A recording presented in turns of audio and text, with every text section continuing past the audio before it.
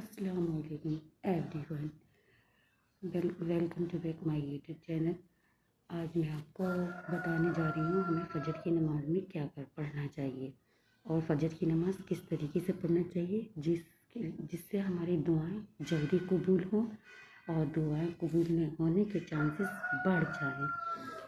تو چلیے بتاتے ہیں، فجر کی نماز میں ہمیں جو دو سنت ہوتی ہیں وہ اللہ کو بہت محبوب ہیں اور دنیا کے سارے کاموں سے بہت افضل ہے۔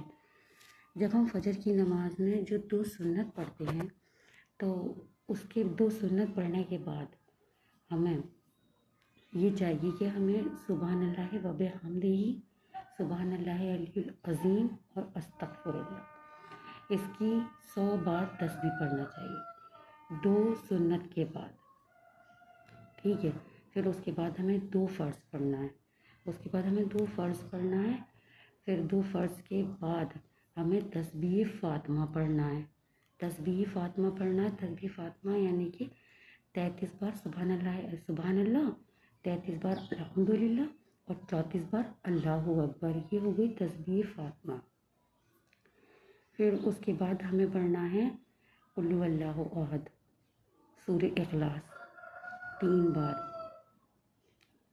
قل یا الکافرون، قل اعوذ برب الفلق، قل اعوذ برب الناس، یہ سب پڑھ کے اور پھر درود شریف پڑھنا ہے، بسم اللہ کر کے پڑھنا ہے ہمیں یہ سب ساری، اور پھر ہمیں درود شریف پڑھنا ہے۔ دیکھو بنا درود شریف کے کوئی بھی دعا اللہ تک ہماری نہیں پہنچتی۔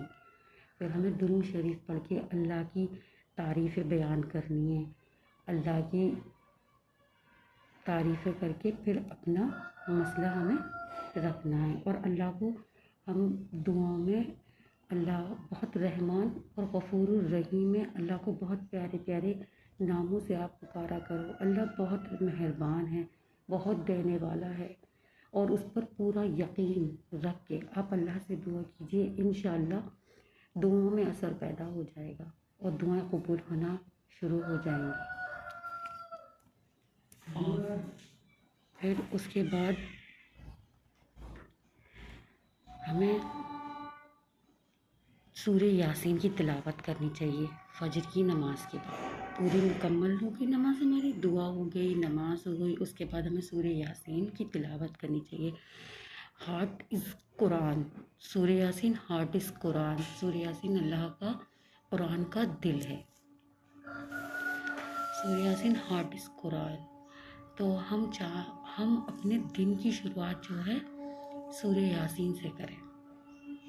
فجر کی نماز کے بعد ہمیں روز سورہ یاسین پڑھنی چاہیے، اس سے ہمارے پورے دن کے جو کام ہیں وہ اللہ کے سپرد ہو جاتے ہیں اور پورا دن ہمارا اچھا گزرتا ہے۔